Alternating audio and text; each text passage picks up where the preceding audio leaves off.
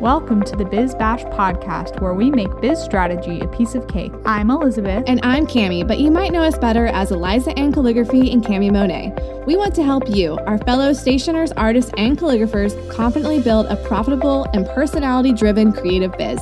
We're here to share our honest-to-goodness advice and actionable strategies for ambitious artists. So put on your party hat, quit being a procrastinator gator, and let's get this party started. Hey y'all, welcome back to the Biz Bash podcast. Today is episode 24, and we are so excited to talk about this topic, inspiration versus copying. Where do you draw the line?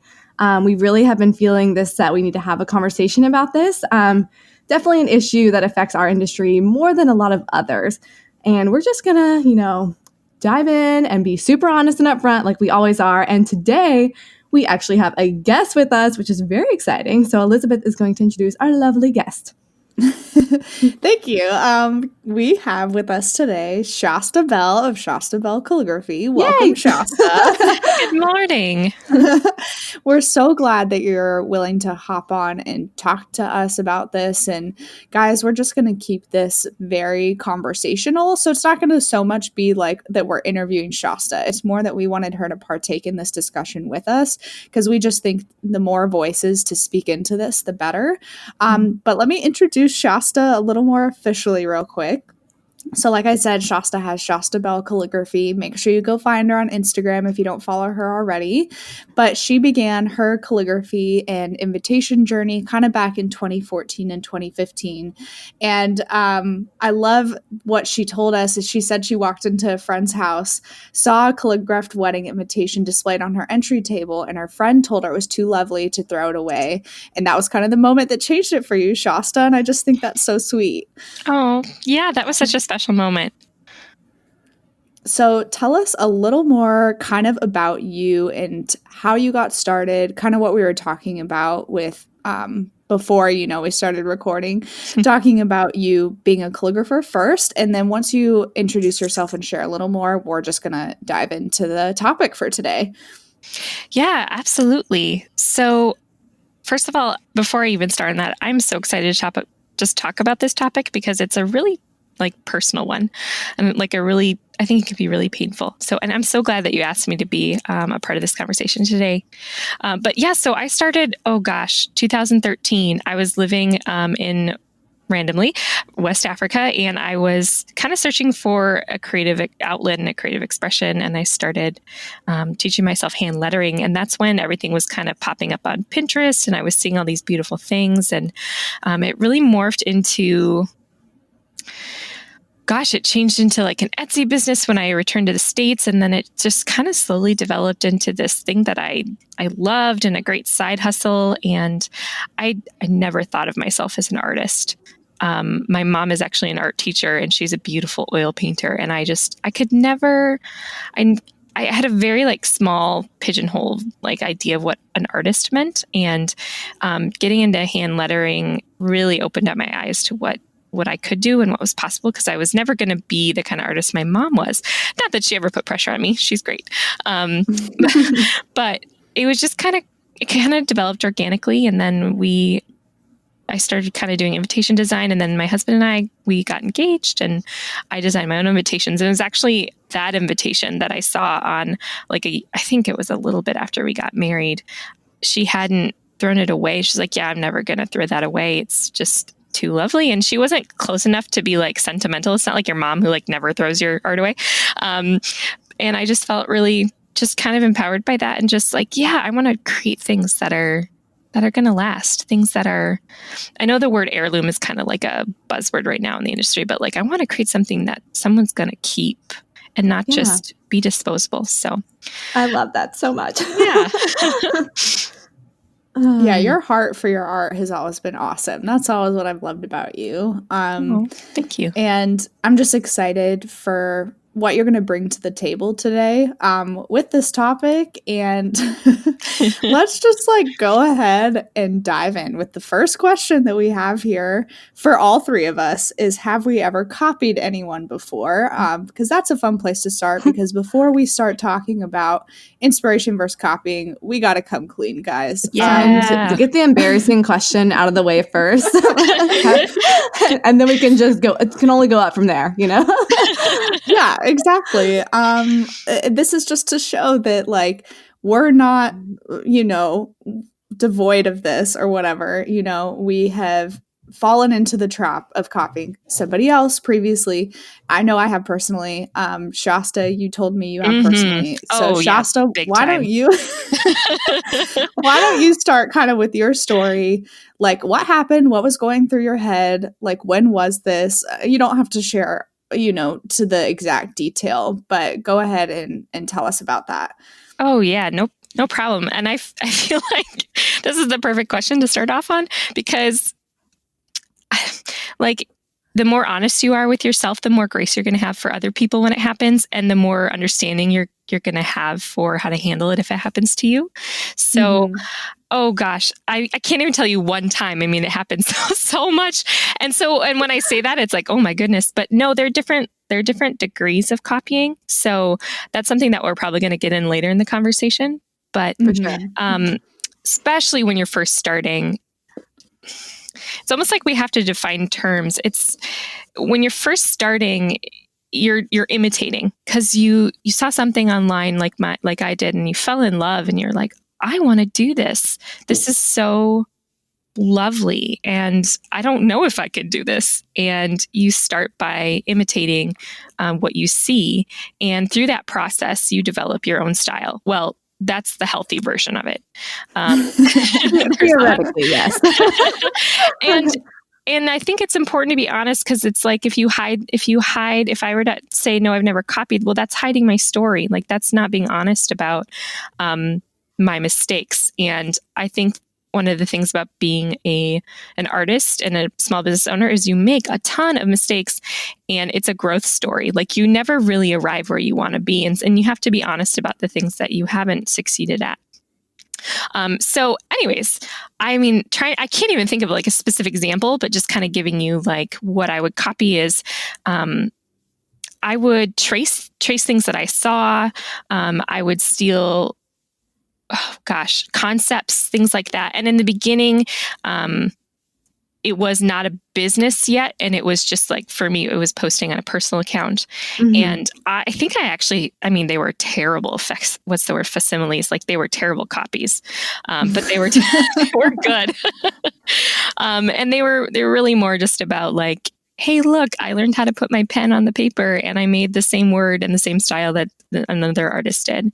But as I started to get more serious, and other people started to have this kind of conversation, I would check myself, and I would get nervous about some of the things that I had posted. And so some of them I archived. Some of them, if you scroll down to the first couple, there are probably still some up there, and you can see it.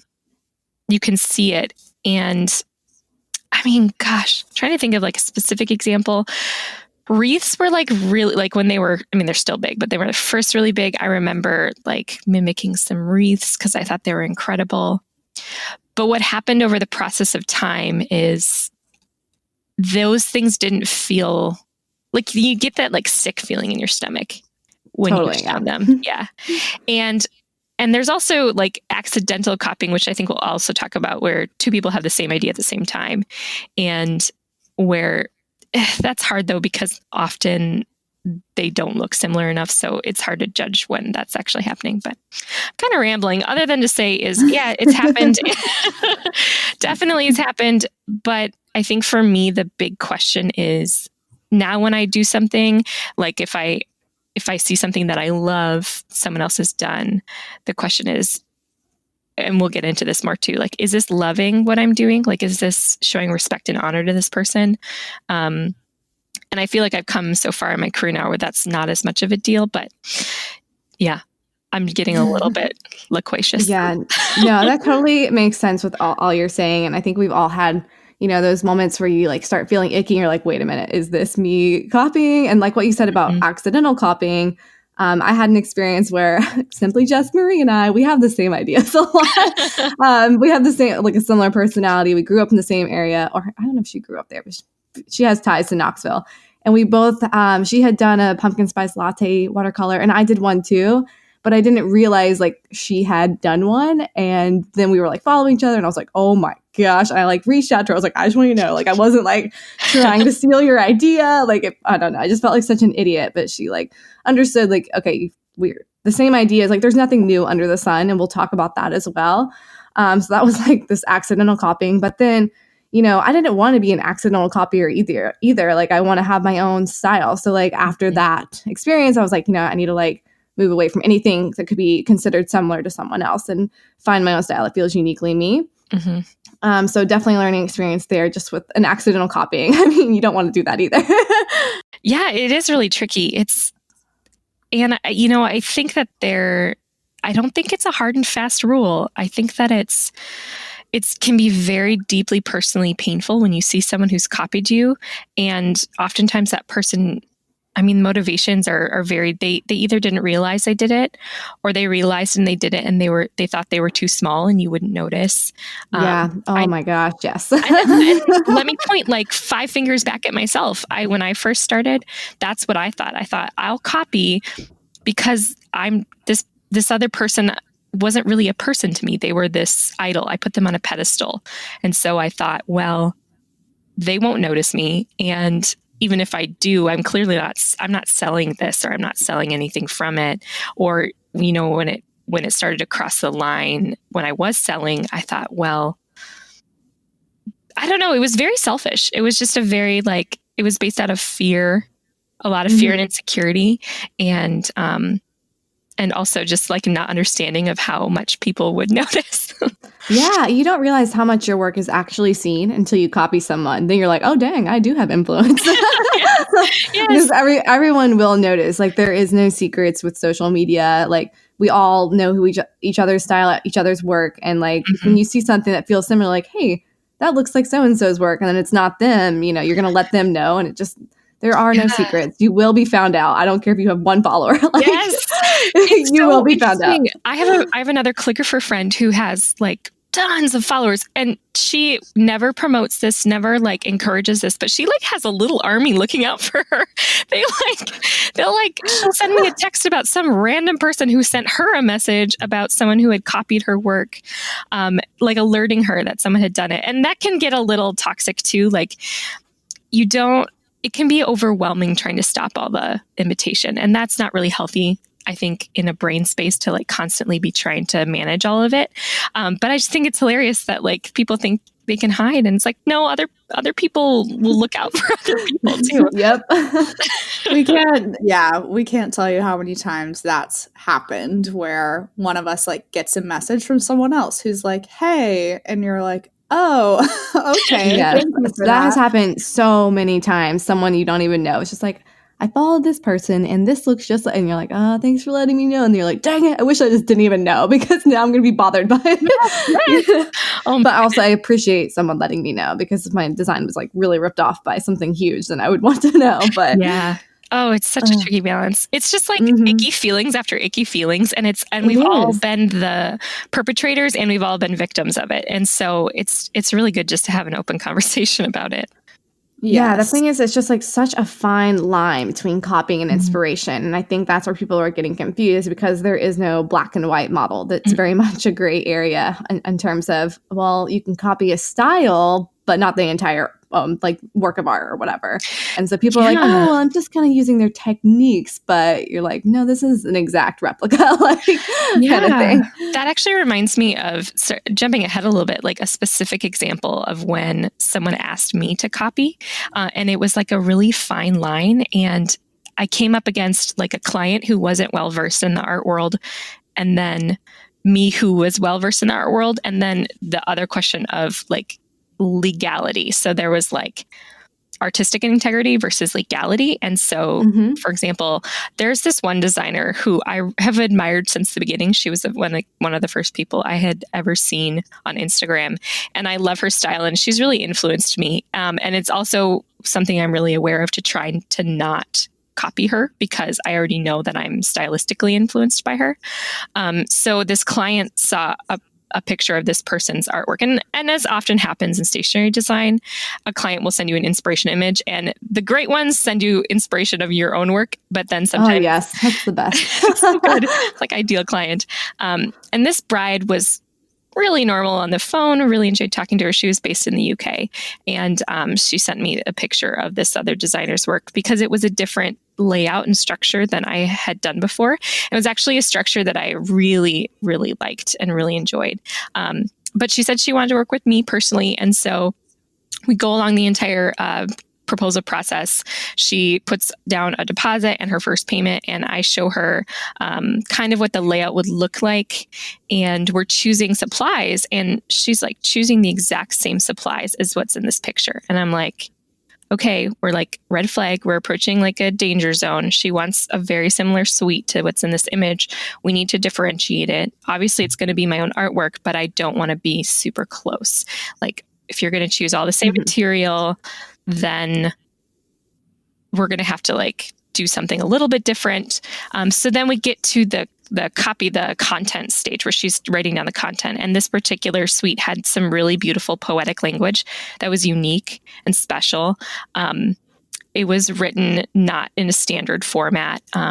And literally this client of mine like copy pasted from that suite and didn't change any of the flowery language, just like pasted in her information. So basically I'm creating the same suite now. And I'm like, okay, no, this is not like, I'm not okay with this. This is not, we need to do some thesaurus at least, and like get some variety of language. This is like way past where I'm comfortable going. And I explained that to her, and she lost her mind. Like, she must've been going through a difficult time, but she really wanted this exact same suite. And I felt like I had made myself clear, and had like, something just broke down, and she asked for a refund. And I think she was probably going through a stressful time. She was pretty irrational. She came back at me. She's like, I spoke to my lawyer, and he's like, what we're doing is not protected speech legally, so you should make this for me. And in my brain, I'm like, that's fine, but you've just like reached over a million like integrity barriers for me, and we've like jumped over a lot of this stuff. And so even though legally maybe it's okay, it's not copyright, whatever, I'm not comfortable doing this, because I would never show it to anyone. In my stomach, I would feel terrible about doing it. So that was difficult, because that meant refunding thousands of dollars to her. But it was worth it to me to keep my integrity, worth it to me to not be ashamed or scared of what I was sharing, even if technically legally there wasn't anything the other designer could do about it. But I also love and respected this other person, and I would never want to infringe on that. So that's kind of a long story, but it can be such a fine line. I'm just over here like nodding, which no one can see, obviously. But yeah, I remember you telling me that a little bit about that, Shasta, and it all just goes back to like our gut feeling when we do something. And I'm gonna loop back around, because I copied somebody back in the day, and I feel like I need to share that as well. Yeah. And so when I first started out, I was planning my own wedding, and I actually completely like ripped off a wood sign design from somebody else, like another designer in my area in Colorado. And I followed her on Instagram at the time, and legally, yes, because it was for my own personal use. I didn't sell it or do anything with the design except for my wedding. Like, I don't think you can take action. But when I felt bad was actually when I took a picture of it myself, posted it on Instagram, and tagged her, like, thank you so much, so-and-so, like, for the inspiration. And she like didn't like it. She never commented on it. And then that's when I was like, oh gosh, I did something bad. Like, I think I probably offended her. I shouldn't do that again. That was when I kind of had the aha moment of, oh boy, like, And so needless to say, like after that point, it was pretty easy for me to understand like what was okay to do and what was not okay to do. But Shasta, like you had just talked about, it gets even trickier with clients when they're sending us inspiration of certain things. And that inspiration is work of other stationers or other people. And like I can personally say, I've definitely been sent inspiration photos of other people in the industry that I know pretty well. Like, oh, okay. I'm like friends with her on Instagram or follow her. And like, I'm getting all these pictures from their accounts. And that's so funny to me too, because I'm sitting there like, why aren't you like hiring that person if you're obsessed with their work? Like, why are you coming to me? So that's always kind of been a funny thing. All right. So the next point that we kind of have up is, when is it okay to copy? Like if it ever is okay. And Cami, you took some like awesome notes on this, so I'm kind of going to let you take this part away. Always. You know me, I always have awesome notes. But I think it's okay. There is a time and a place for copying. And I think it's okay when you're learning and it's with the intention of practicing and not profiting.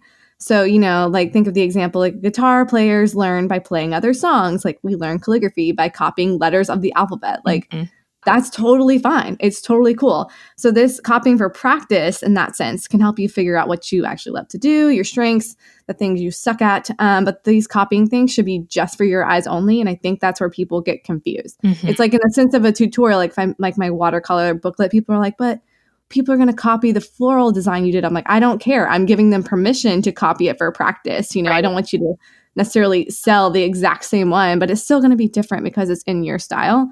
And then I read the book Steal Like an Artist a couple weeks ago, and it's such a good book. You guys should totally read it if you haven't. It's really short. You can read it in by the time you finish a cup of coffee, basically. And I'm just going to read this quote from it. And it says, we learn by copying. We're talking about practice here, not plagiarism. Plagiarism is trying to pass someone else's work off as your own. Copying is about reverse engineering. Remember, even the Beatles started off as a cover band. And I just think that's really cool.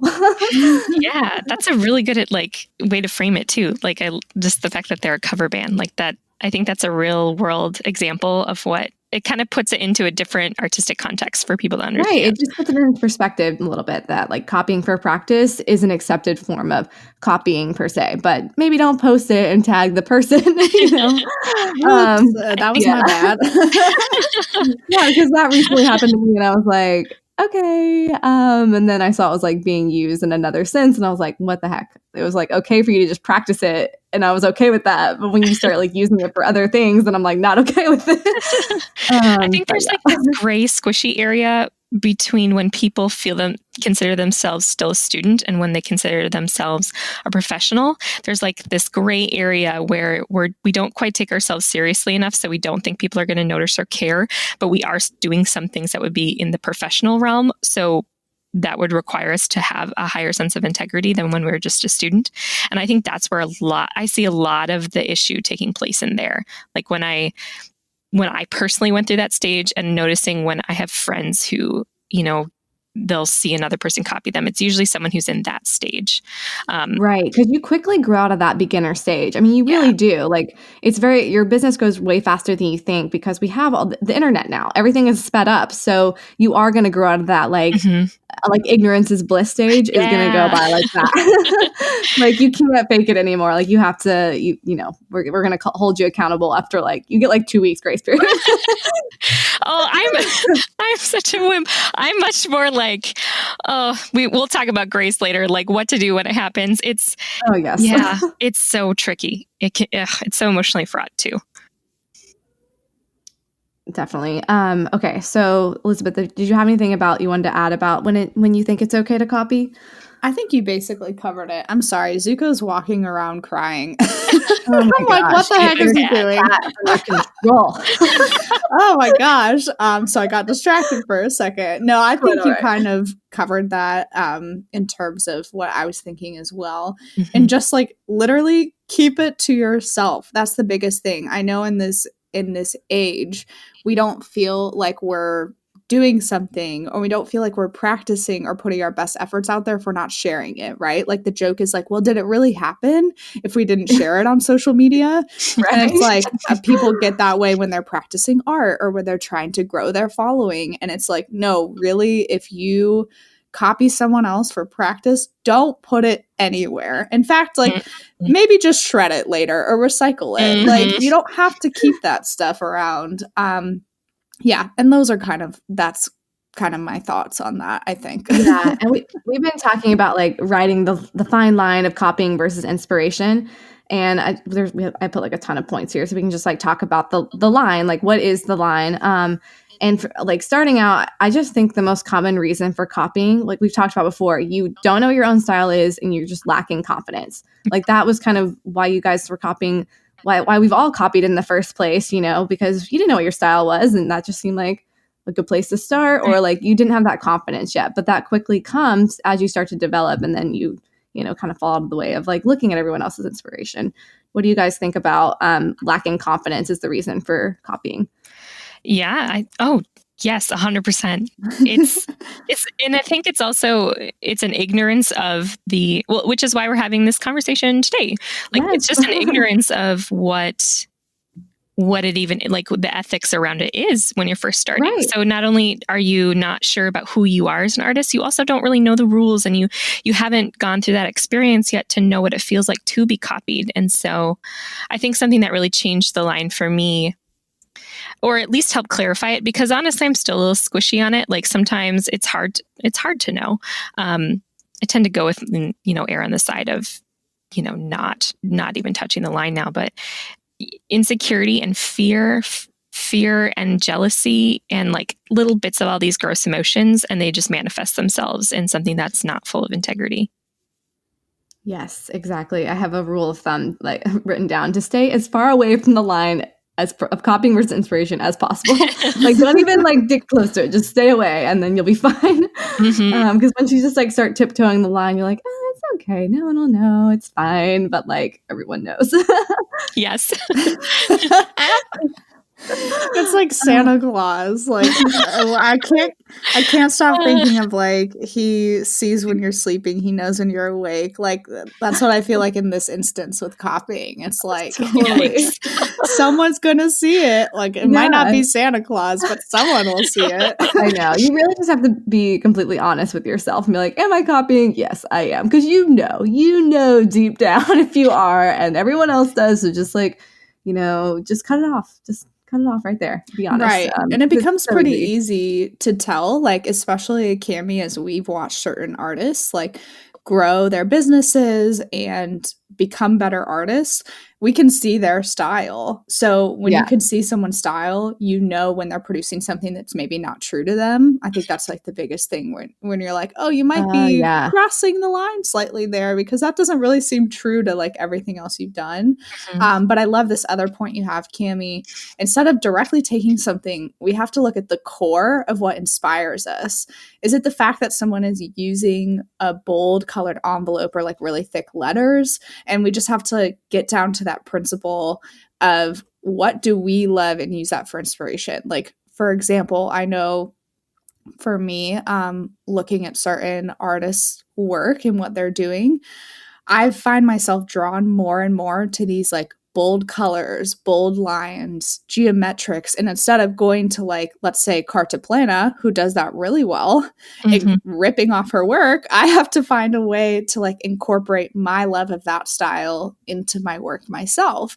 And it manifests itself in a completely different way. And I got to do it for a friend's baby shower recently. And I was like, oh my gosh, this feels so like me, because I found these elements that I love, but I produced something that was totally original, like to my vision. And it just felt really good because I was able to like pinpoint the love for the design elements while truly creating something original. Yeah, that's so true. Like my thing, like I was really inspired by looking at everyone doing all these crests. I'm like, oh my gosh, I love these crests. This is so cool. And then just taking my own spin on them and like Mine aren't loose. They're very realistic. I use almost the exact same crest layout for every single thing. Like I can't change it. Like that's just how my brain thinks of a crest. But if I had like copied, someone else's very specific crest shape that they always do, then it's going to look more and more like I'm not looking at someone else's crest and be like, okay, they put flowers there, so I should put a flower there too. Like, okay, the dog is here. Like I'm just like, I love this crest. Detail. I'm going to go do a crest my own way. Yeah, like it's kind of like we're taking a concept or the principle of something and then refining it where it looks like your own work, where no one's going to be like, oh, she copied that crest idea from someone else. Because like crests have been around since literally the beginning of time. I mean, Jesus probably had a crest, okay? So it's not like the crest is your thing to own, or like geometric shapes, you own those. Like, but it's how you work with those shapes and how you put your perspective on it is what makes you so unique as a designer. I agree. And I want like to drill down even like more minutely. Like I am even comfortable with doing that in context of like a lettering alphabet. So if someone does like I love capital letters. Like if I could only write in capital letters, I would be so happy. So I study a lot of people's capital, their majuscules, so I don't even have a problem when someone takes like an element of a letter, incorporates into theirs, because they're doing it with their hand, as long as they're not tracing, not the entire letter. Even that is fine for me, because I think it encourages and promotes creativity, as long as it's not a direct trace, or even like maybe their paper isn't over it, but they're like basically tracing. As long as it's not that, I'm fine with that sort of thing. As long as it's not the entire alphabet, or it's just like an element of something you loved. And it also depends on how unique that element is too. So for example, what I was talking about earlier, like the bride wanted to have the wording be the same, and she wanted like the entire suite basically to be the same. Well, that's way over the line. Whereas like if we were to take one element of that suite that she really liked the format of it. That is something that I'm comfortable like playing around with, especially if that design has been out for a while and maybe it's time to start like experimenting with variations on it. But when it crosses the line for me is when it's like more than just one piece of it, when it starts to become like we're basically reconstructing it. And that's obviously not okay.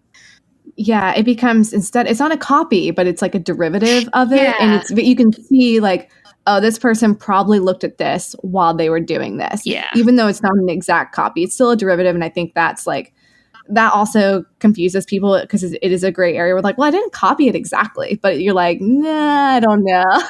But you didn't like change it enough, or like have your own spin on it. Like it's still, you still were, this is going to be harsh, but you were still lazy about it, Yeah. Like you weren't like, you didn't take what really truly inspired you. You just derived something from it. Mm-hmm.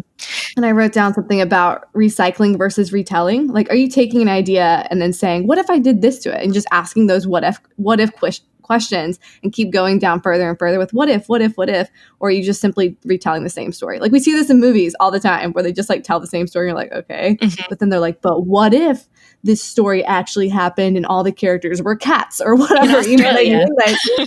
In Australia, and they all have accents, and it like just becomes this whole other thing. Like, and the star was Chris Helmsworth, and we all watched it. Sorry. Anyways. And I mean, just to like pop into, I want to, excuse me, I have like morning voice.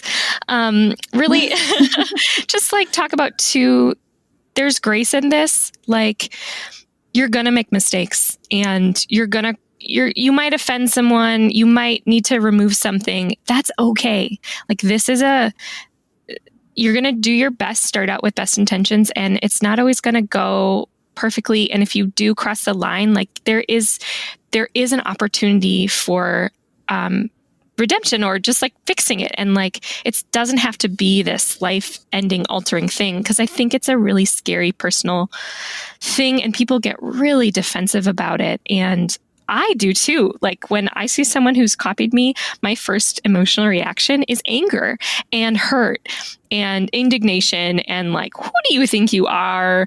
But my second reaction is always to remember when I was there and remember what it was like. And that's how I try to approach the person, with grace, and be like, not assume terrible intentions. And sometimes you're giving them more credit than they deserve. And I think it's better to err on that side. It's a balance of grace and boundaries. And we can definitely dig into that later. I know that's something that you have some great notes on too, but I think it can be really intimidating to hear a conversation like this and be like, oh no, and just feel guilty the entire time. Like, oh, I did this. And oh, it's just like little like knives in you. Like as you're listening to people talking about what you shouldn't do. And you're like, oh, I've done that. I've done that.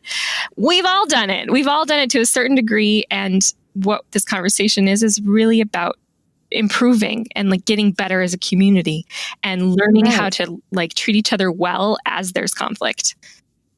Why do I want to like cry right now? I know. Wow, she's so graceful and kind. No. I'm like okay, this so is honestly. if you lived here, like there would be sessions like where I would just call you, well, not even if you lived here, and I would just like, I'm so mad right now. So this is the calm version. I have very human like moments where I'll like call Esther Clark, who's my friend who calligrapher lives in town. I'm like, Esther, I'm so mad. So don't worry. Well, Cammie and I knew that we needed somebody else to be part of this conversation, because if it was just the two of us, like it wouldn't be as nice, maybe. Cammie and I are pretty good about actually like being pretty nice. If we think we're being mean and people are like, oh no, you guys are really nice. But we keep each other in check. Like we're like, get it out, and then we're gonna like bring it out. Because you have to have like that vent session or whatever. Do. And you don't want to direct it directly to the person just yet, unless you need to lay down the law later on. But we'll talk about that.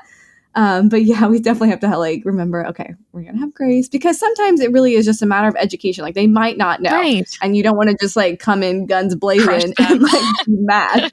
Yeah, like we always try to come from a place of like education, growth, and not guiltiness or like shaming someone because they might not know. And if we are going to be, I don't know, quote unquote leaders of the industry, we have to like start that conversation and like be open with telling that people that and why it's wrong and like why things, instead of just being like, no, you know what I mean? Yeah. Oh, it's like the finest line to walk too. Yeah. You because that person might really look up to you and love what you do. And if you come across without grace, you just like crush their soul. But if you don't say anything, that's a really bad habit. That's going to keep going. It's a fine line for both parties involved. You just got to like equally need to handle it with grace, because over email and stuff, tensions can start to flare. You might not, understand the person's tone. So it's just going to like take grace from both sides, I think. What, you mean email isn't the best way to communicate feelings? What? I know. Oh my God. Just emojis. Yes. So to tell the difference between like inspiration and copying, I feel like when you're inspired by something, like, okay, this might be true for you guys too. Like when I'm inspired by something, like my brain just gets like firing a little bit and I just like feel so energized. I'm like, oh my gosh, I see these colors and I'm going to do this, this, and this. And then that is when you are being inspired by something. You're not copying. And then when you're copying, you're like, oh, just be sneaky and like feel like it's like lay low.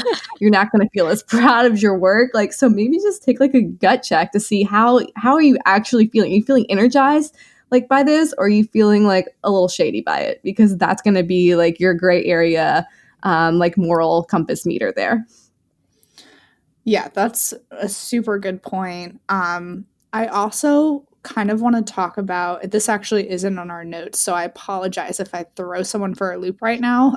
Going on. I kind of think it's really important for us to talk about trends. Because when something becomes popular and everyone's doing it, then where's the line? So like the thing that I think of, like somebody painted, okay, well the rainbow's been around since God made it. Like that's not a new concept. But have you guys seen the rainbows lately where it's like 3 bands and they're kind of big and thick and they're like rusty colors, like normally orange, yellow, like a brown? Have you like the paper color, like papers just like stacked up kind of? No, like it's an actual rainbow design. I don't know. I just like, I've seen it everywhere. It's like on kids' clothes. It's on wallpaper. Oh, sure. Yeah. The rainbow is having a moment right now. Yeah. What? I said the rainbow is having a moment right now. Like I get what you're saying. Like the like, yes, like 70s color rainbow, like 70s style is coming back in. So like those colors, that color palette with the oranges and the yellows is definitely making a comeback. Can we just skip the 90s and just like stay in the 70s? Like I'm really not in this whole 90s fashion, I'm like, oh, I went through that and it wasn't great. Let's just stick with the 70s. Anyways. I know. I'm loving all these like 70s rompers. And I love it too. And I would consider this a huge trend. Like there's been a huge revival of these like 70 vibes and these colors and these feels. And so for someone out there who's like doing invitations, right? And like wax seals are a trend, or flowers on wax seals are a trend. And it's like, where is that line between I'm inspired by a current trend versus like ripping off what somebody else has done, if that makes sense? I don't know, because that's something that's always really hard for me to try to figure out too. Mm-hmm. Yeah, I think there's like a similar trend in like old world fine art stationery with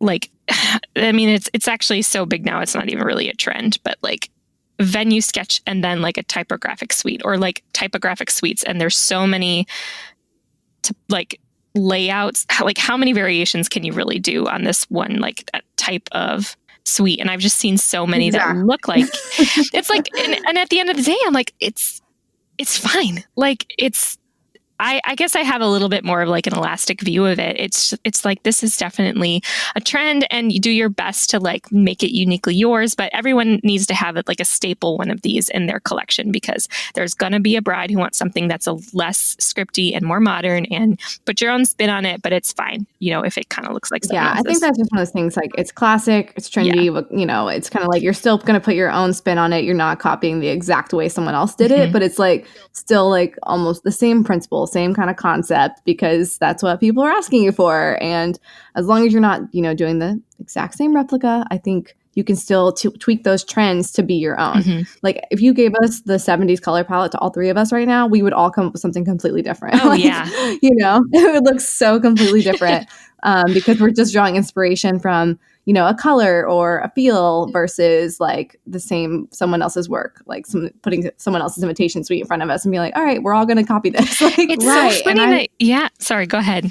No, it's okay. I just think that's like the root of it, is that like regardless of trends, why aren't we looking elsewhere? Like instead of maybe Pinterest or instead of other invitation designers, like I know a lot of artists I know have talked about like they go out into nature or they do something completely different to try to like gather inspiration in a completely, you know, a different way than looking at maybe what someone else has done before. But the thing is, there is nothing new under the sun. So like, you know, you know, everything is inspired by nature at some point, you know, some derivative of that. Our creator, that is like the first thing created. Like, oh, this is like getting really deep now, you guys. But you know, there is nothing new under the sun. So it's all about making it like distinctive, like putting your view. I think I've said that like 17 times, but that's my ship that I'm going to die on. Well, there's such an obsession with originality, and I understand where it comes from, because lack of originality is really not good either.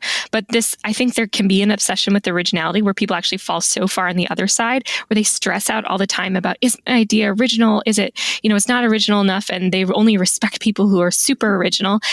And I just keep going back to the fact that like nothing is original. Like what you have to do, sorry, I get really loud and excited. What you really have to do is just, my kind of guiding light is, did you come by this honestly? Like, are you tracing something? Are you obsessing over something you love and like trying to be sneaky about how you make it your own? Or did you honestly come by it originally, and if someone else had the same idea or someone else had a kind of similar interpretation that you weren't super aware of, like, don't worry about it. Like, it's fine. We're all imitating, for me as a person of faith, like we're all imitating our creator anyways. And for me, my ideas, everything that comes out of me is like, I don't feel like I own it. It's a gift. Like I know that I do not have innate talent. Like I'm just being a steward of the process. Like I'm going through the process of living life, appreciating beauty, enjoying beauty, using my brain. And yes, I want to, like, that's an important process. And that was what makes me creative. But at the end of the day, like, if someone else had a similar idea and they came by it honestly, I don't own this. It's not like I own genius, like art genius. It's not mine. It's a gift. for me, it's a gift from God. And so that makes me feel like I'm able to be more gracious when this happens. And I'm not like kind of, anal or Nazi about it. But at this, and when I say that, some people are going to be like, oh, but wait, no, like we got to stop this. Some people are going to take that and use it as an excuse to like abuse the system. And yes, they will. And it's going to happen. And what you can do is when you do see it happen and you feel like it's really crossed a boundary, you can send that firm but gracious email and be like, hey, I'm really noticing the similarity between our designs. I just want to let you know that I'm not okay with this, particularly if it's someone who's, maybe newer and it's clearly not an original idea. Like you can be honest about that and be firm, but for me, it's not going to ruin my day because I didn't, in my heart, I didn't own it in the first place. And like, if they're not going to respond well, then that's fine. I'm going to move on and I'm going to keep creating. I love that so much. Like you're just the filter. You're just like, the like basically God's giving you the butter, you're just the bread that delivers it. So, yeah. Us and our weird analogies always, but yeah, that makes perfect sense.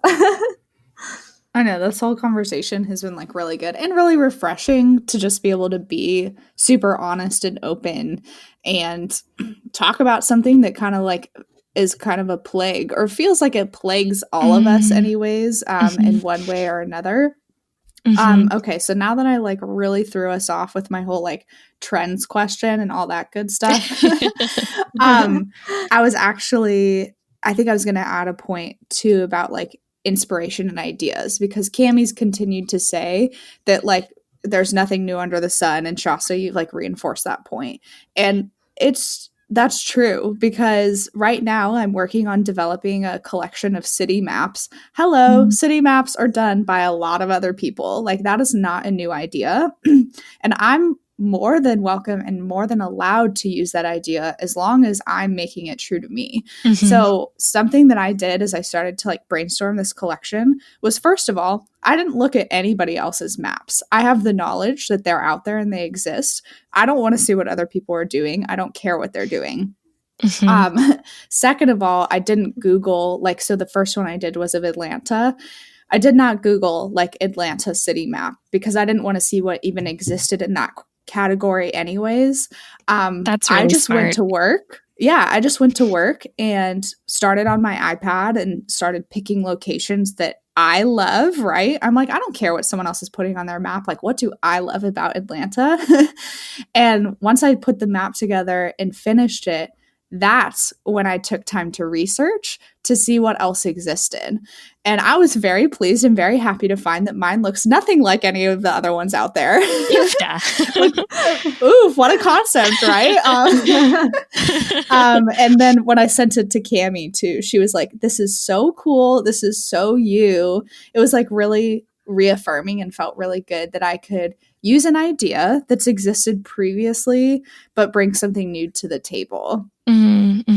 Yeah, I love that. I think, okay, so following up on that, like my pet portrait, what am I trying to say here? God bless America. The holiday dog puns. Okay. Whew. Guys, I only had half a cup of coffee. We're struggling. So my Christmas card dog puns, like everyone has done dog puns like before. That's not like brand new. But when I did the crest with them, that was like a new mashup of something that has not been done before. So that was like, okay, yeah, sure, we can always say like happy holidays or whatever, but like putting it into a crest was totally different, very me. And Elizabeth's like, that project is so you. Like it encompasses everything you do, like your pet portraits, your stupid puns, and like your crests. So it became like something that is distinctly me. And people will look at those. And if anyone else did those, like they're going to be like, hey, that doesn't look like something you would do, because I've made it so like obvious that it's something that I love.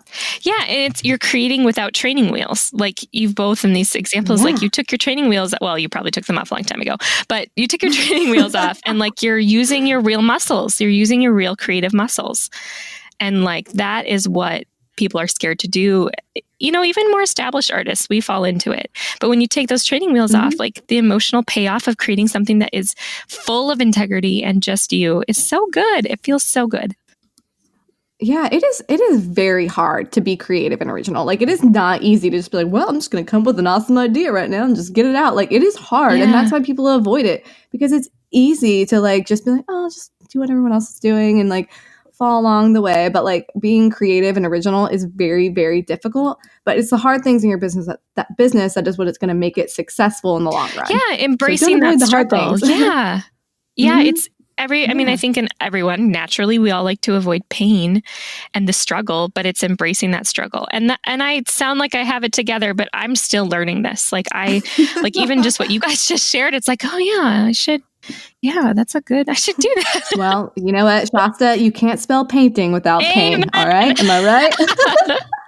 But really, I think growing up too, now that I'm an old 30-year-old lady, which is not old, but I've just, the life experience that God has taught me is just so much about the beauty and the struggle and the beauty and the pain. And when we avoid that pain in favor of the easy route, that's when we fall into like things that end up hurting other people.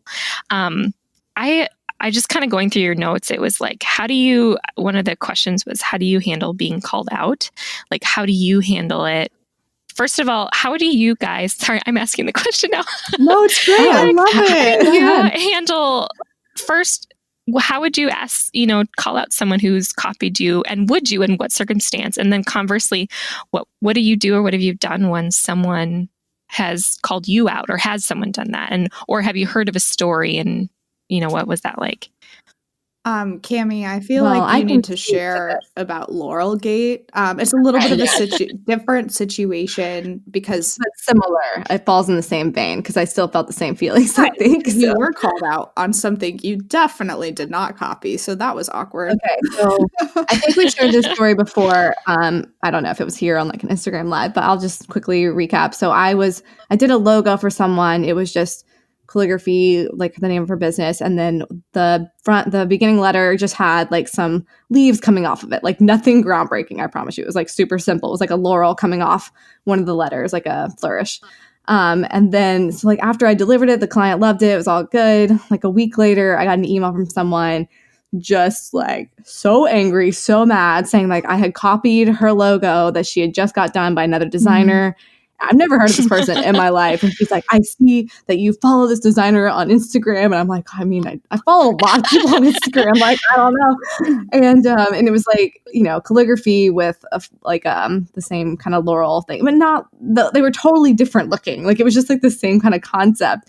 And this was when I kind of first got started, because I was obviously still doing logos, which was a horrible mistake. But anyway, I was so upset. Like, I was like, oh my gosh, my business is going to fail. Like, I've never had someone so angry at me. I don't handle like anger and conflict well at all. Like, I'm just like, oh my God. Like, I didn't have Elizabeth to call. Or maybe I did have you to call. You did. No, it was in 2017. I remember talking to you about it. Maybe I don't remember. I was out of town. That's why I remember, because I was like on the phone with you. I was like, my friend's having a moment, guys. I have to talk to her. Like, yeah.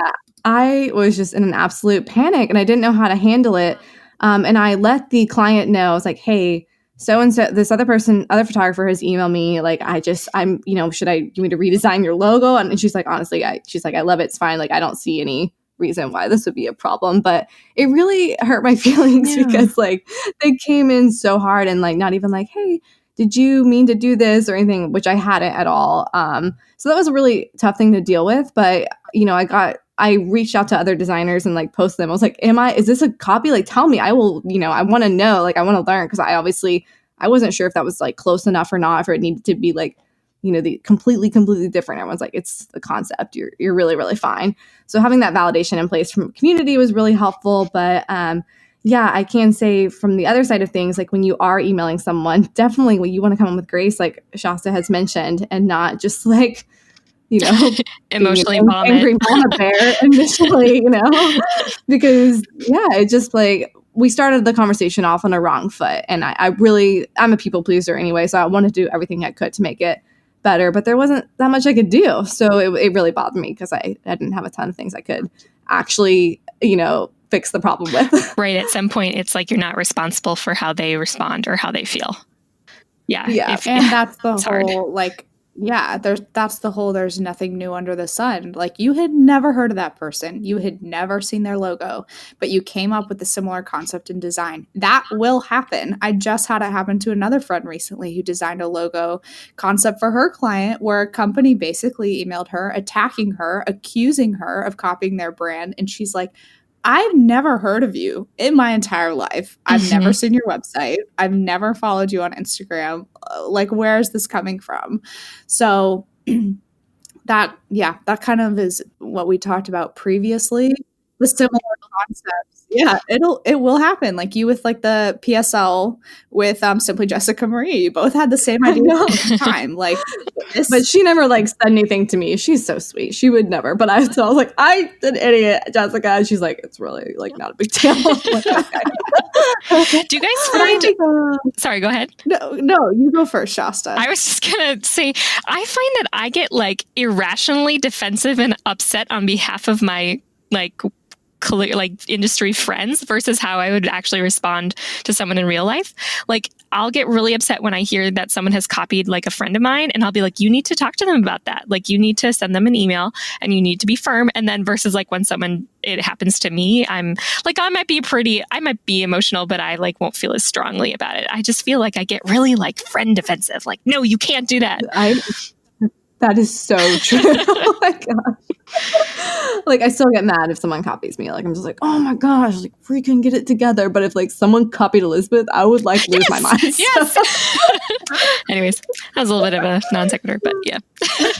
No, I totally get it because we're all kind of like family, you know? Like, we're all kind of close and we stick together and you have to stick together. And yeah, no, I totally do get that. But I'm also the one that I feel like is sometimes calming Cammie down too.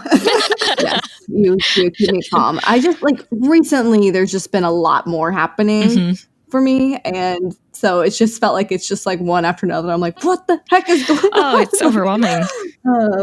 Yeah, that's what I said. I said you're a mover and a shaker, and so people, you know, see what you do, and that's the sad thing. It's sad to say that it comes with the territory that like when we put ourselves in positions of authority or we're teaching others, then people are going to, you know, take the same trick from the bag or whatever and not think that what they're doing is wrong, even though what they're doing is wrong. Because we dehumanize people, and that's what social media is all about. I mean, just to take it to like an epic level, like that's why it can get so toxic on the internet all the time, because it doesn't personalize things. You can see someone's profile, you don't realize there's a real person behind that. You don't realize that you're actually hurting me personally. And I know some people are really great at like detaching emotionally from their business, but I think as artists, it can be very, very personally hurtful. I'm very like close to all my artwork. Like, it's all my babies. So I get like very personal about it. Like, even like criticisms, copying, like that, just like I feel so icky about it. And I think one of the things that differentiates like when I'm more upset is when the person, like I know, like the people I know, they know who I am. Like, we're friends, kind of. You know what I'm saying? Like, it's not just like a random person. It's someone who should know Kansas better. City or, I don't know. Yeah, it is someone who should know better because they probably listen to the podcast. They know who I am. I see they watch my stories, kind of thing. So like, I've communicated with them. I'm like, what the heck are you doing? Like, you know me. I'm your friend, right? Like, so then I feel like I'm in an awkward position too. Yeah, so dude. Oh yeah, that's so well. And I think too, like what you're saying about how we're a family, because there's such a beautiful explosion of new artists out there, because a lot of people have been teaching and sharing, more people are entering the industry. It's like spreading like wildfire. Well, those people haven't gotten deep enough in the family yet. Like, we need to like bring them in and like invite them into this conversation so that they do have a sense of ownership and accountability. So they're not just like, you know, flying out there doing their own thing, but it's like, no, come into this community, and learn how we love on each other, like learn how we treat each other and how we don't. And there's going to be mistakes. And I mean, even people who've been doing it for a long time make mistakes. And so there needs to be grace and accountability. I need to like tattoo that on my arm or something. Yes, grace, and you have to tell the truth with love, you know? And that is exactly why we're doing the Stationer Summit, so that you can learn from the best and understand where we're coming from and know us as people and just start this conversation around the industry about the different kind of nuances in place, the different kind of rules, quote unquote, artistic integrity, all those things, so we can all just like learn from each other and continue to grow as a whole, not just individually. I love how you just like snuck that in there. It was awesome. Oh yeah. I'm so It's excited out for of the that. bag. I mean, it's been out of the bag for a bit, but It's so exciting. As we're recording this, it is not out of the bag, so it felt weird. yes, but once it's released, like people will definitely already know. Hopefully, will already know. Shasta, it's really exciting, is actually part of the Stationers Summit, and she's gonna be talking about handmade paper because what My up, love. like you love it. Cami and I hate it. Who better to talk about it? Oh, it's a than you? very abusive relationship, but I love it. Okay, I feel like to kind of wrap up the conversation, we should talk about if someone does copy you and you feel like you need to address it, how do you go about that? And what to do, like what to not do when you find somebody copying you. I think this is kind of a good way to wrap up everything we've been talking about. Mm-hmm. Yeah, that's a really good question. Well, I think we all see on social media where I think, like Shasta was saying, you go in defense of your friends where it's like, as soon as you see someone else copying them, you're going to like go tag them and be like, this is not your work, blah, blah, blah, blah. And like it's like, maybe I'm not like specifically sending in the troops, but like your friends are going to kind of do it for you. So I wouldn't ask people to be like, go comment or whatever and call them out. Like, if that happens, you can't control what other people do, but you don't want to be the one like leading the army to fight against this person who's like, wait, I don't know. Like they wake up the next morning and just have a ton of angry DMs from random people, which would not be cool. So I think we are more on the camp of like, let's send a gracious email that's going to be more educational and explain why you're hurt as an artist and what they did wrong and what you want them to do moving forward in order to fix it. And then based on how they respond with like, I'm so sorry, I had no idea, I'm going to take this down or whatnot. Or if they're just like, well, it's not like, if they respond negatively, then that's when you go in guns blazing. But you have to give them that chance to, maybe they really truly didn't know. Maybe it was an accidental copy or like we've talked about before. So I think you just have to have like that open mind starting out. Mm-hmm. Definitely. I mean, I think my first step is like, even before that is call a friend, get your angries out, like get your feelings. Write the angry email. Yeah, write the first draft. Do not send it. No, I do. Like, I'm sure you guys do this too. Like I will write a first draft and then I will usually call someone who's another calligrapher and I'll get their opinion. Sometimes I don't even show them that draft. I just get their opinion on what they think is happening. I can't always trust myself to know whether it's copying or not, especially when I feel like it is. I usually like to get someone else's opinion. And sometimes it'll be like a couple people, not just because maybe some person won't, think it is, but another person will. So. Yeah, no, that's a great point where they can be like, look, I'm sorry, this isn't a copy. It's just, it's just, we both painted a rose. It's not a big deal. Like, where you're like, no. But like once it has the exact same placement of leaves and branches and thorns or whatever, and you're like, like that's when you that's a little more obvious. And there was someone who it was something that we painted the exact same thing, and I was like, this is literally an exact copy of mine. But then I was like, what if we just use the same reference photo because it's like a common reference photo, something that's in the public domain. Like, yeah. Mm-hmm. Yeah, and I was like, maybe we just use the same one. And so, I mean, I never said anything, but I was just like, I don't know. At first I was perturbed and then I was like, wait, I think we might have just literally used the same reference photo, which is fine. Like, and it's not like hurting me that they have this. Like, it's not like, something that's just like a floral or something that isn't hurting me that someone else has the same thing. It's not like super unique to me, right? I guess, if that makes sense. And it's hurting them more. Like if they were intentionally copying you and you continue to copy people, you're only hurting yourself in the long run. Like you're not growing at all. So yes, you want to be an innovator, not an imitator to actually grow, because you're just going to like stay hidden if you just keep like copying or regurgitating others' works. But once you start doing weird stuff that's your own, then you become the only place where people can get your offering and you're going to stand out among the rest. Agreed. I want to, something you guys said earlier kind of made me ask, I'll like say something that's maybe not controversial, but maybe in a little bit of a disagreement where like talking about like the process of just, so we're kind of been discussing like the first step is like determining whether or not it's really copying. And then like, how do you go about it, which is a gracious email. I kind of go by the rule that's like laid out in scripture, because I'm like, I try to run my business through my like faith life, which is starting it as a one-on-one thing and then slowly bringing other people in as you go along. If it gets worse, if you decide it's at that level. But I feel very strongly that it has to be, you have to do it one-on-one first. And I don't feel, what I'm trying to say, I don't think it benefits many people when it becomes a public shaming. And so like calling people out on social media, I think it can end up inflating. This is really silly, but I think there's been like a huge feud on like YouTube with like makeup artists recently, and it's gotten to be like national news. And I was like reading about it on like my news app, and I think that's hopefully never be that level. I heard about it. I never want that to happen on any scale in my business, because it would reflect poorly on me and also invite a lot of people into a conversation that they don't need to be invited into. And so when it starts to become like, when people call other people out on social media, it just, maybe this is just me, it just rubs me the wrong way so badly. It feels like a private conversation. And I think only in extreme examples, or when it's a large company and not just an individual, like when it's an individual person who's doing the issue, I really don't think it's appropriate. But when it's like a larger corporation, Target Target, then I think it can be the only way to get their attention is to do that. And the social movement, like people calling them out, can be very powerful in that way. But when it's like an individual, I just feel very strongly that it should be, first it's a one-on-one, and then if you need to bring in like a lawyer, then it's like 2-on-1.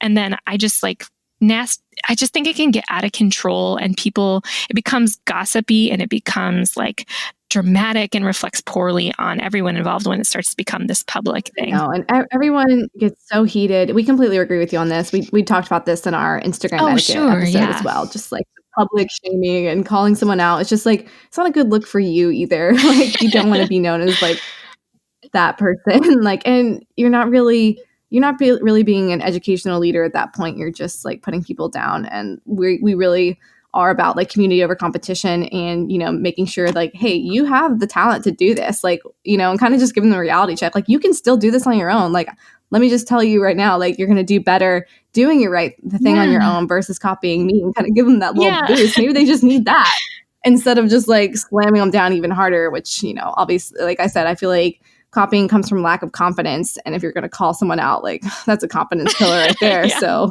yeah, exactly. Let's not kill all the other artists. Okay. Like, let's respect each other and be understanding of each other. 'Cause it is a weird, crazy industry. And being an artist is definitely weird in a time like this where you can see everything and nothing's new. And so bizarre. It's a little crazy. Yeah. But let's talk about where to best source inspiration. So how can you actually find inspiration without looking at everyone's Instagram profiles all the time? Step 1, turn off Instagram.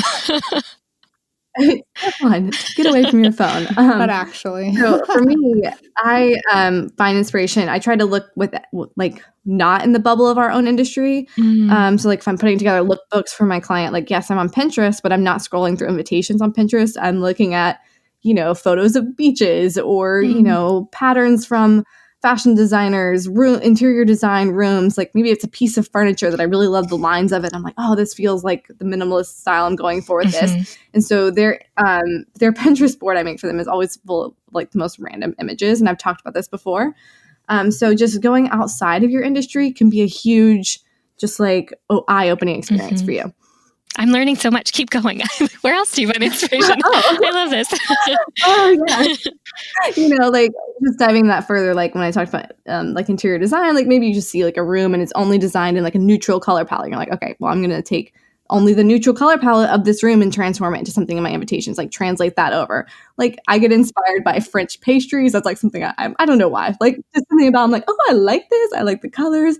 I like the clean, like, I don't know. There's all these different things you can get inspired by. And then like I said, diversifying that inspiration. So it's not just within the industry, just paper things and stationery, like looking outside that. So obviously nature is huge in terms of being inspired. Like I have to like go on walks in my backyard half the time, just like clear my brain, just like looking at, I just like pick up like little leaves. I'm like a little kid, like picking up sticks. I'm just like, oh, look at this. Like I'm so weird. Okay.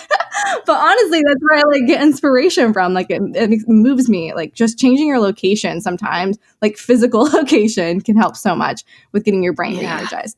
Yes. And like putting the phone down. I do love Pinterest as long as I'm like not looking at stationery. So to be able to like create an inspiration board more off of feeling and a setting and a theme is a lot easier and more fun to do. Like one of my brides, I really appreciated it that when she was doing her like Pinterest inspiration board, she had actually pinned a lot of more like thematic things as well instead of stationery she was inspired by. I was like, you get me. And so it's just nice to be looking at the other things in the world and kind of pull in that feeling, and not to like re-divert to the Stationer Summit, but I'm going to. Do it. Nat of Papal & Co. is actually going to be talking about intentionality in your business. And I think she's going to be talking about this a lot because the way she designs, she's like, is almost spiritual, almost like true to herself, which is so cool, like to have that perspective in your business, and to figure out kind of what Cammie was saying before, like how do you be true to yourself? How do you find what you love? And then, you know, also mix that in with what your client wants, because that's like a whole nother thing and honestly could be an episode of its own. But those suites, those projects that you design from your soul with intention, those are like the most satisfying. Oh my gosh, they are the most satisfying. Like when your client's like, yeah, I just want you to be inspired by this. And then you're like, I will handle it all. Don't worry. And then it just becomes amazing. For sure. Yeah. Like, and like I was saying, for inspiration as well, being curious about everything too. I think that's a huge differentiator. Just like staying curious, like listening to conversations, be an eavesdropper, you know, follow people around, be weird. I don't care. Like just be curious, like, you know, start studying bugs. I don't know. There's so many things in this world that can totally inspire you that don't have anything to do with your industry. Like Elizabeth and I both have this thing with like moths and butterflies. And like, I can totally see that, you know, that inspiration, you know, making its way over into a suite at some point.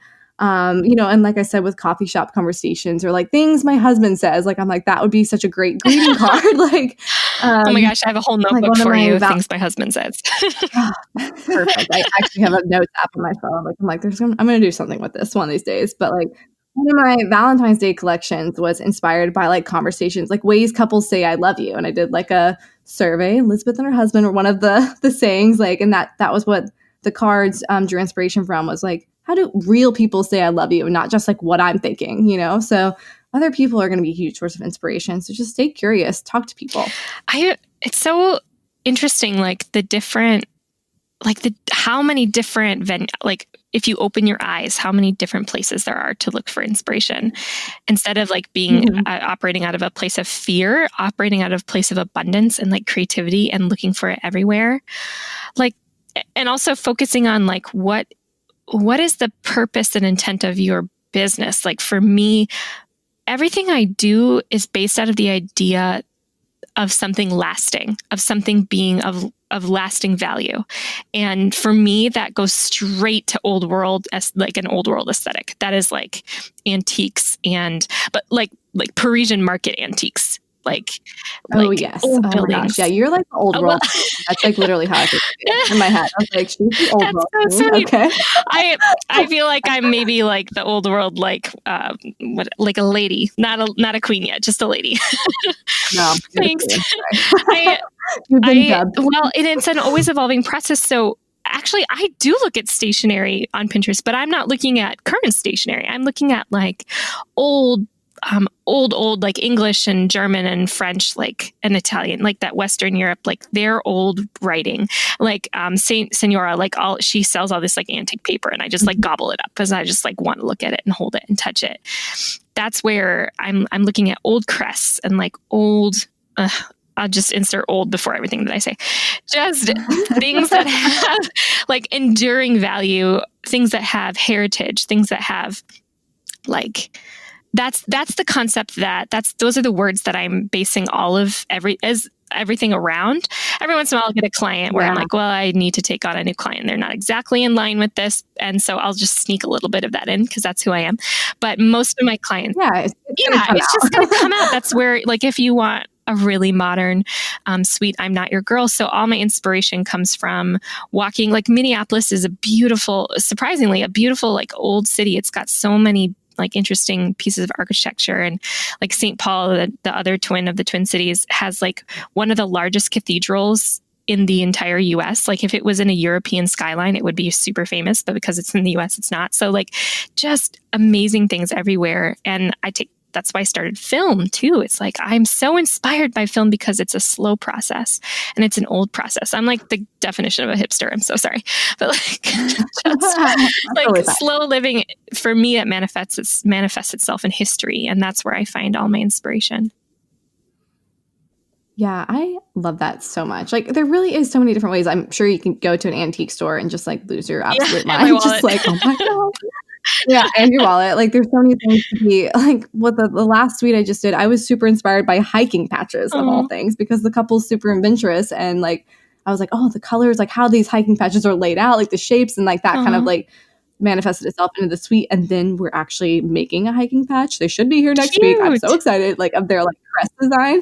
And like that was I'm not like, a hiking patch geek, but I found inspiration from those, just like when she was telling me about like their story and, what they love to do. And I was like, wait a second, because they have like a distinctive look to them, like national park signs and all that jazz. Cool. So yeah, so many ways to go. Man, this makes me so excited. Elizabeth, didn't you go hiking yesterday? I did. Yes, I did. It was great. We did Stone Mountain, Georgia. And yeah, it's kind of brutal in terms of being like very vertical. I'm actually just super out of shape, but yeah. Let's be real. I'm blaming it on the mountain, but I mean, yeah, Will was like powering through and I was like, oh my God, slow down. So I think I was like too tired to find inspiration in that moment, but just like being outside and refreshing my mind was awesome. So yeah, you probably were inspired, but you didn't realize it. Like, I think having that mental refresh, like, I could tell just from last night where you sent off like 1,000 emails. I was like, oh, she's back. She needs that mountain air. Like, okay, Cami, you have one line like written. It's like on the last page of the notes. I feel like this is like how you should end our episode, because this has been our longest episode to date. I love it. We needed this much time to talk about this. This thought from Cami is perfect. Okay, so the very last sentence right here? I think so. All right. Okay, guys. So here's the thing we want you to realize. Like anyone is going to be able to tell when something's a complete ripoff or even just a derivative of the original work. So there's always going to be similar artists out there. We're all going to have similar styles, but the artists who have completely unique styles and unique ideas are going to rise above the rest. So we're going to leave you with that. Start finding your inspiration. Start looking at hiking patches, go to an antique store, hike a mountain. You're going to feel so much better. And hopefully this erases some of the guilt too. I love what Shasta said earlier. She was so good about giving that disclaimer. And let's wrap up too by saying, obviously, we have the Stationers Summit coming up. Early bird registration will be late summer. So if you want more information on that, that's www.stationersummit.com. And if you're loving the podcast, please leave us a rating and a review on iTunes. We would love to hear from you, and your ratings help us get found by other creatives who would enjoy this podcast. Yep. And I think that's it for now. Shasta, thank you so much for coming on and joining us for this conversation. You just added so much. All of our guests add so much grace and kindness and to us. I think we're just like, wow, we're just in awe of you and like all you stand for. And it was just so, refreshing to hear your perspective. And of course, you guys, I'm sure you love Shasta. She'll be teaching on the Stationer Summit too, all about handmade paper. So you definitely want to sign up for that. But yeah, thank you again. Thank you so much, you guys. This was so wonderful. Yay. All right, everybody. Well, we will see you later. Hey there, fellow stationers. Are you creating custom invitations and still sending a lackluster contract that's hacked together with Google searches and generic templates? We've got you.